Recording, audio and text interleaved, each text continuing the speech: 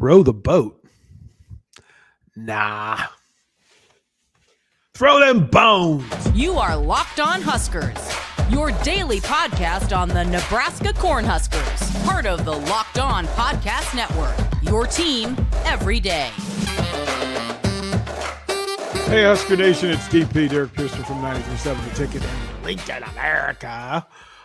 We thank you for making Locked On Huskers, Locked On Go Big Red, your first listen watch each and every single day. We thank you for supporting Locked On Sports and what they do on a day-by-day across the country basis. This is exceptional what they're doing.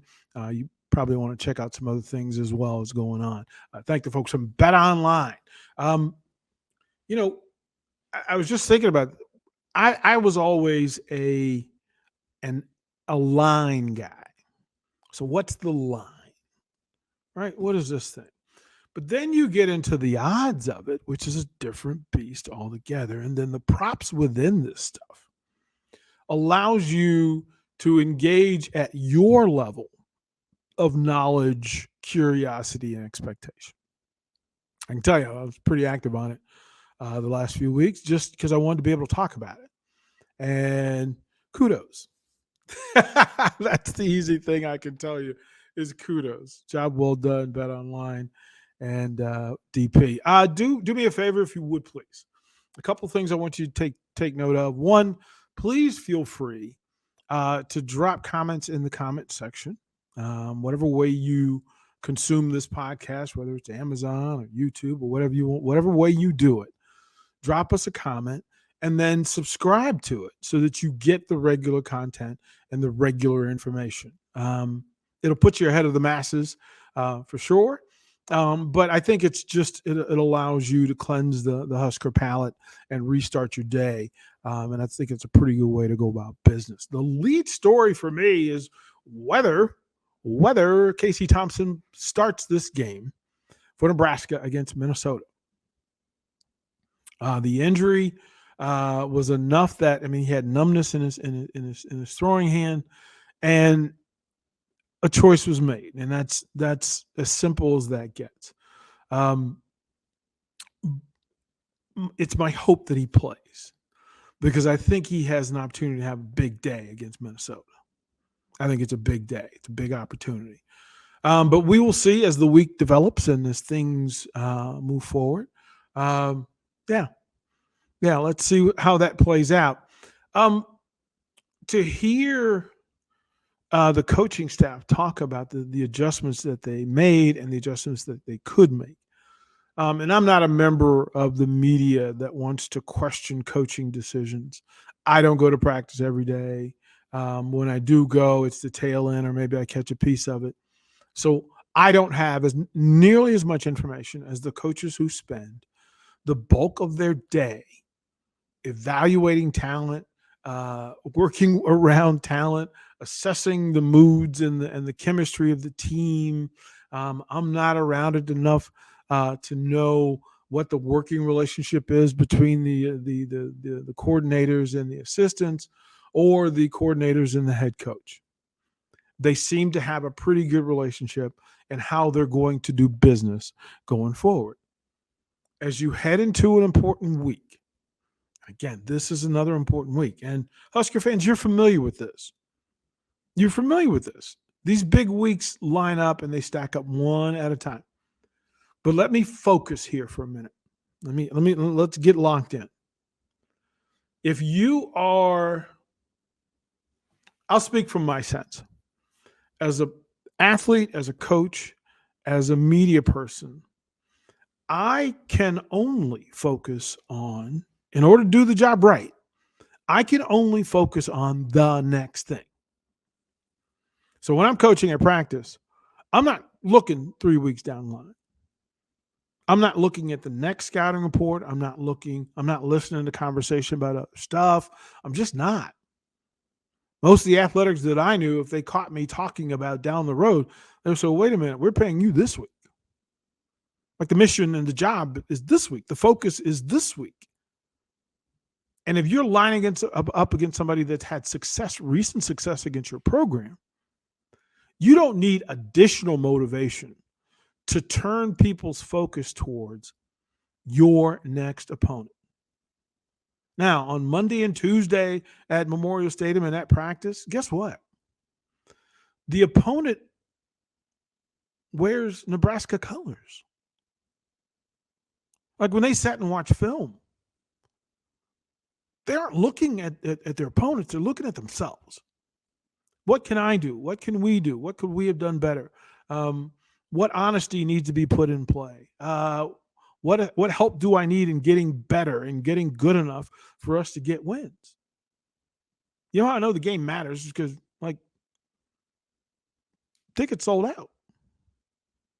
And to tell 90,000 people that, well, this game doesn't matter, doesn't make sense. So, Husker Nation, you stay true to you and you root for this team and this coaching staff and this program and this university. Don't allow yourself to be distracted. You have an opportunity. Because the only regret that folks would have would be that they didn't go into this week believing that this team could win, hoping that this team could win, and then trusting that this team could win. Because if you feel any other way walking into the stadium, you're not going to elevate the stadium to its highest level. Husker fans know that. 90,000 strong, see it red. Like, we fully understand. I did notice the number of throw them bones in the stadium in the first half because the defense played at a level that was worthy of. You took a really good offense and held them to 6 points until. But don't get distracted by the minutia and the peripheral stuff.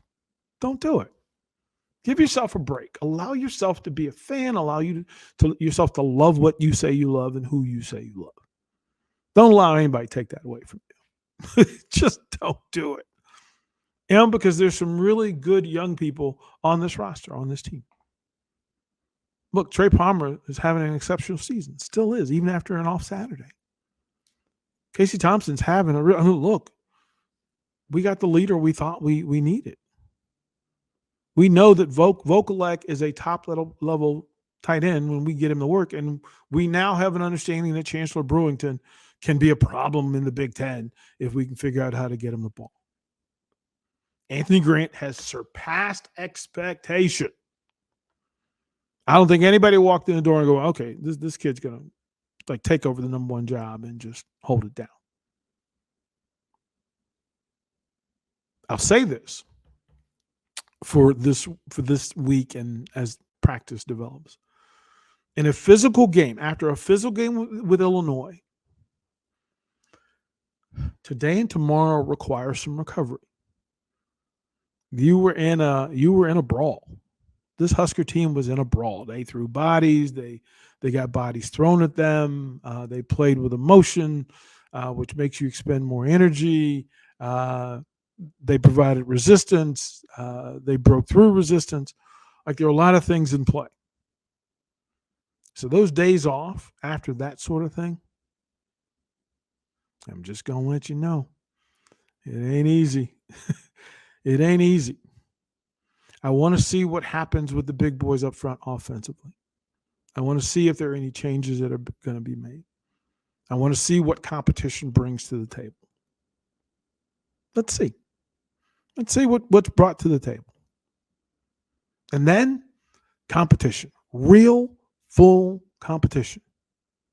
Because competition has to happen and is required if you are not satisfied with your location, elevation, destination. Are you where you're supposed to be? No. Do you have a plan for how you're going to get where you're going? You probably do. And then to identify, refocus, reprioritize what the end game is. And there's not a Husker fan listening to tell me that they don't want to see this team get on a run and root like crazy and make a bowl game and chill some of the nonsensical talk that goes on around. If that's how you feel about this program, that's what you want for it, then do not allow peripheral stuff to distract you from it. Wear your colors, throw your bones, and be proud. Let your Go Big Red fly. That's what I want to tell you. We'll go to break. When we come back, we'll go to the defensive side of the ball, and then we'll talk a little bit about Minnesota and PJ Fleck and what all that means to folks from BetOnline. And again, we were trying to figure out. Ohio State is a 38-point favorite over Northwestern. The over-under is 63.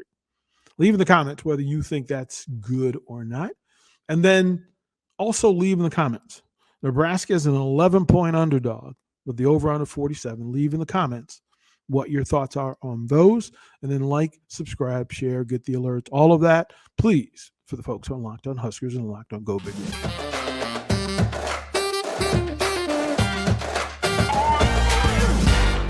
Welcome back. And it's the rebound from a tough Saturday. It wasn't an empty Saturday. I'm not sure it was a disappointing Saturday. It was a tough Saturday. I think you got in a brawl with some real fighters. So we'll dive a little deeper into that from the defensive standpoint, and then we'll bring up those feisty fighting Gophers of Minnesota and their leader. I'll be nice. I want to thank folks from BetOnline. Penn State rolls into Indiana as a 14-point favorite. Even after the letdown that was Ohio State, they showed some things defensively. I'm not sure if you look at the Big Ten schedule. Of course, you can leave in the comments whether you think there's an upset that stands out to you greater in the Big Ten conference than another. And I'm perfectly open with you saying that, Nebraska plus 11. I think if it's plus 11, it's over 47 points. But, this is just for entertainment's sake. Again, subscribe, like, get the alerts, do all of those things. Defensively, being without Nick Heinrich is a loud presence. But I want to say this.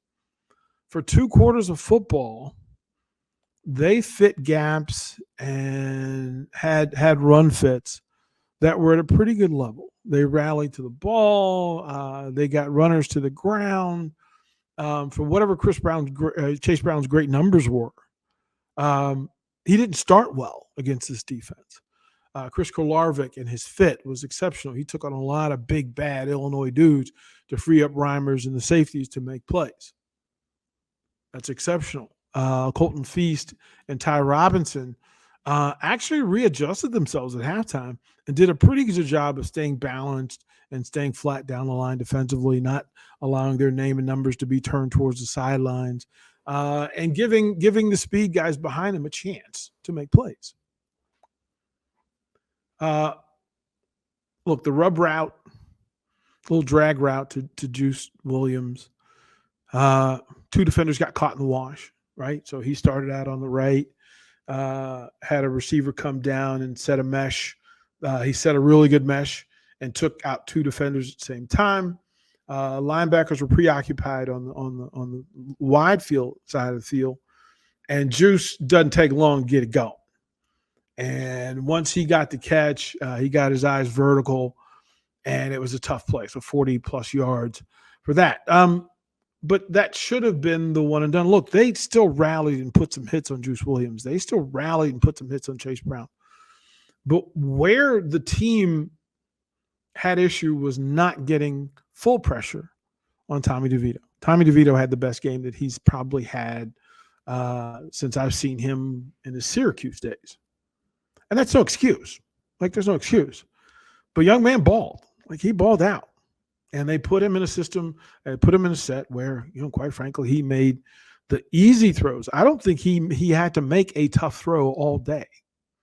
Clean windows to throw through. He was allowed to step up without fear of retribution, which is the thing that you have to listen. If a quarterback has it going, I need to get him off rhythm. And it'll be interesting to see because as you head into Minnesota week, you're talking about a veteran quarterback, a guy that understands the reads. Now, I'm telling you, Morgan's a better quarterback than DeVito, but there are ways to upset him. He's not the biggest quarterback. He is cerebral. He understands it. The Gophers are putting up 32 points a game. Their defense has given up 14. They've almost doubled they have doubled their opponents in first downs. There's some crazy numbers in play. This is a good offensive team. It's a veteran offensive team. But there are ways to have success against Minnesota. We saw that earlier in the year in some of their losses. And later this week, I'm going to put in some of the film studies so you can see how to attack and affect Minnesota's offense and defense. We'll go over that with Jay Foreman as well, go through some of the stuff that we need to go through. But this stuff is there. Muhammad Ibrahim will come into the stadium at 980 yards, 13 touchdowns. And I know how Husker fans are going to react. They'll roll their eyes and go, here we go. So you get your work cut out to you. You get it for you. You get your work cut out for you. And they don't just end it there. Trey Potts comes in. He subs for Ibrahim. He gives them almost 400 yards at 5 yards a pop. Their top three runners all go at 5+. 5 yards per carry.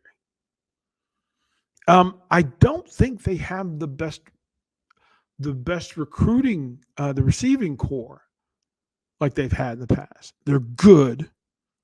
I'm not sure they're great. Brevin Spanford gives them 13 yards a catch. Michael Brown-Stevens, he's got 19 catches for this season, 18 for Daniel Jackson. That's not a lot. But if you've got the horses that Minnesota has, you don't have to rely on it much. But we'll see. It'll be an interesting week of film study and more. We'll throw it to break. Again, thanking the folks from BetOnline for what they do. Ohio State in a game, is there any opponent that Ohio State could play where the over-under should be at 60? Seems to me like they just blow this thing out of the water. They did it against a good Penn State defense. But we'll talk about that and more. We'll talk about PJ Fleck and the whole row the boat thing, and we'll prepare for a week of beat Minnesota, beat the Gophers. We'll do all that. I'm DP. This is Locked On Huskers, Locked On Gophers.